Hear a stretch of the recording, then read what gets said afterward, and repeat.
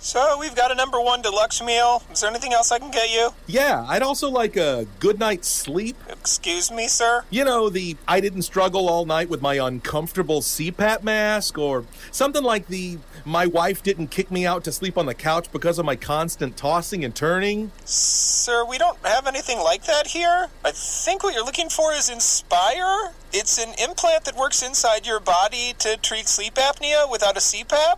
That way you can breathe normally and rest more soundly. Come on! Oh, he sounds hangry. Inspire is the only FDA-approved sleep apnea treatment of its kind. It's helping tens of thousands of people finally get restful sleep. To learn more, visit InspireSleep.com. That's InspireSleep.com. Inspire, sleep apnea innovation. Inspire is not for everyone. Talk to your doctor to see if it's right for you, and review important safety information at InspireSleep.com. The Shark Deck. Hey man, I'm Johnny Mac with your daily comedy news. The LA Times profiled Fortune Fiemster, and Chelsea Handler loves her. Chelsea said, "I don't think I've ever met anyone who met Fortune and didn't just love her. That's what's so great about her. She kind of breaks through any sort of right or left politics, any sort of divisiveness, and she's just a pure bundle of joy." Fiemster was a writer on Chelsea Lately, and it's a mutual love fest. Fiemster says Chelsea was putting people on TV that nobody else was putting on TV and not really caring if you fit the mold of who should be on TV. She was the first person who gave me the yes when everybody else was telling me no. Stand-up allowed Fortune to cut through all the red tape and just show people who she is. She said, while the industry was kind of like, we're not sure about you, people watching me were like, oh, we can relate to you. You're like one of us. You're not some fancy person. You're not like some supermodel. She laughs, says, thanks a lot. I always seem to connect with audiences before the industry really know what to do with me. She tried out for SNL twice, said you walk down that hall and your nerves are through the roof and you get on the stage and your whole career flashes before your eyes. She did not make the cut and says, I'm a believer if things happen for a reason. I don't know if that's true, but it's what I tell myself and it makes me feel better. There was a time in my career when I was getting a lot of people telling me they liked me, thought I was funny, they didn't know what to do with me. It was before being different was celebrated. Now it's like, oh, we want everybody to be unique. The Charleston City Paper profiled Ilana Glazer. When Broad City ended in 2019, Glazer was inspired to return to her roots in stand-up. Her first comedy special, The Planet is Burning, took on subjects like homophobes, Nazis, and the patriarchy. Ilana says, the thing I actually don't like about The Planet is Burning is that I talk about my perspective from a little bit outside of me. The new special is a bit more about my experience in my body. I see the world through a lens of a queer Jewish woman's experience, so that's inherently political. This tour will be less about politics and more about the things I love talking about, like sex, drugs, and how it feels to be alive right now. Did you think I was going to say rock and roll? The South China Morning Post is your home for comedy news, and they spoke with John Cleese. He watched the Coronation of King Charles and said, I watched for about 5 seconds and I just started to laugh uncontrollably. I mean, like really laugh. Like remember when you were a teenager and you'd laugh until it hurts? He thought it was a scene so ridiculous he might have dreamt it up himself for Monty Python. All these people in silly costumes behaving as if something serious was going on. I just thought it was hilarious. Hey, John, since you like the royal family, why don't you check out Palace Intrigue? That's a daily podcast about the royal family. I'm the writer on it, and might have some similar thoughts there, John Cleese. Check it out, Palace Intrigue, wherever you get your shows. All right, what's going on with Faulty Towers, man? Are we doing this or not? John said, for 40 years, his answer was, I don't see how it could possibly be a success. However, he was wined and dined by a U.S. producer, and his mind was changed over the course of a single dinner. However, tap the brakes, John says, at present, there's no script, no concept, no location, and no characters apart from Basil. Yeah, that doesn't sound very developed at all. Cleese's first wife, co-writer and co-star Connie Booth, is notably not involved. John says it'll probably be set in the Caribbean. We don't have an idea yet. We have half an idea. The trouble is one of the producers wanted to promote himself a little bit and sent out a press release without warning anyone. And suddenly everyone got excited over something that hardly exists. Ah, I see what happened there. I'm sorry, John. That's annoying because now you have to answer questions. But you know who's working on this thing? Rob Reiner. And Cleese regards Reiner as among the only 2 or 3 people who know more about comedy than he does. Wow. And he admits that's a very arrogant thing to say. Who are the others? Steve Martin, Susie Eddie Izzard, and Frank Oz. Do you love your Peloton?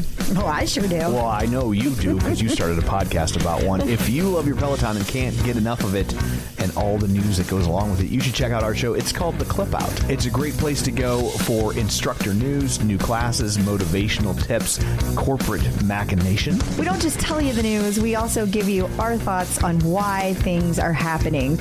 And each week we also interview a member of the Peloton community. Sometimes it's, somebody like me, just a regular person riding their bike. Sometimes it's Snooki. You never know. You never know. The Clip Out is about anyone who loves their Peloton. Every week we take you behind the scenes and inside the world of Peloton. The Clip Out is available wherever you get your podcasts or check out our website, theclipout.com.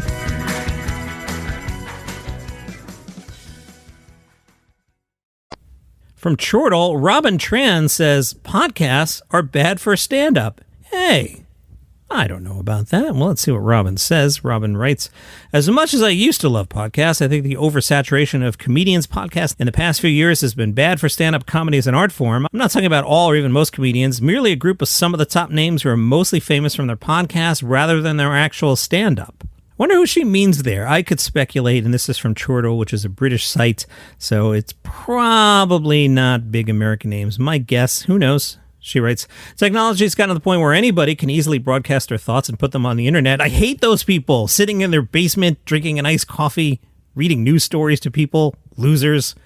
In fact, during the height of the pandemic, Amazon actually sold out of podcast equipment. There were two things they ran out during COVID: podcast equipment and toilet paper. Now these comedian podcasters can do what they've always dreamed of, which is get paid simply for having thoughts, talking, and existing. They can get together with other comedian podcasters where they just talk to each other so the listeners at home can feel like they're part of their friend group. You know, that was the whole Earwolf mid-roll thing like 15 years ago. How long is it? 20 years ago now?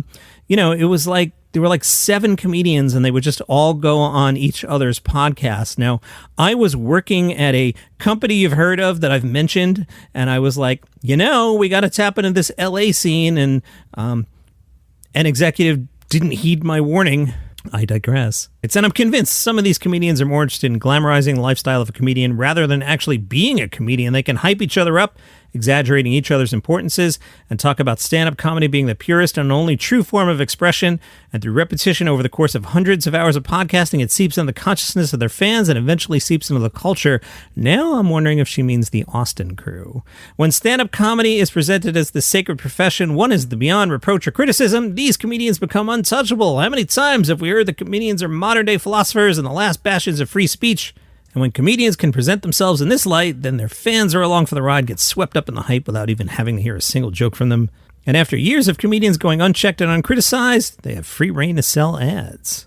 It's not that comedians should never sell out, but it used to be frowned upon for somebody to be money hungry rather than caring about artistic integrity. Now it's the complete opposite. Due to the monumental influx of comedian podcasts, it's no longer a shameful thing to sell out. Not only that, it's now encouraged to sell out. It's encouraged to make as much money as you possibly can. And if you even dare criticize this greedy nature that a lot of comedians have been developing, you'll be slated for being weak and naive because you aren't joining on this money-making scheme where the actual stand-up becomes secondary. This thing is quite long. I'll skip to the end. Even their own fans have started to figure this out. There have been several podcasters' comedy specials where their fans will say, his stand-up isn't very funny, but I love his podcast, and it was great to see him live. Ooh, I can think of at least 2 people who have big podcasts that had terrible specials recently.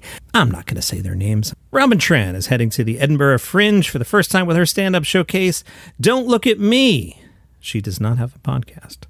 And that's your comedy news for today. Follow the show for free on Apple Podcasts, Spotify, YouTube, wherever you get your shows, except Robin, who probably isn't listening anyway. See you tomorrow.